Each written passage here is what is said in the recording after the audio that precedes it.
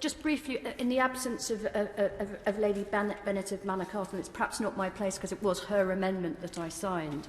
I just feel for my own part that I'd like to thank the noble Lord Sandhurst and just briefly say this. We've been using these various terms in the committee, but on this occasion, I think he must be right.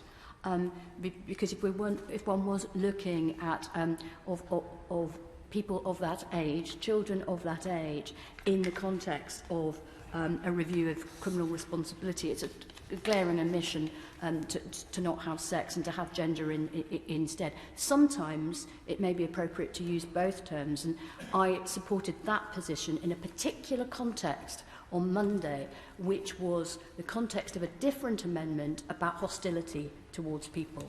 And I think it's possible, as I tried to suggest on Monday, Twitter didn't reflect what I said on Monday, but what I tried to say on Monday is that hostility towards people can be in terms of broader categories than those protected under the Equality Act. And I wouldn't want someone to be subject to hostility, violent hostility, even for a ground that's not currently in the Equality Act because they were non-binary or whatever. But that's just not really the point in this context. And I think, if I may say so, the noble Lord Sandhurst put it very well.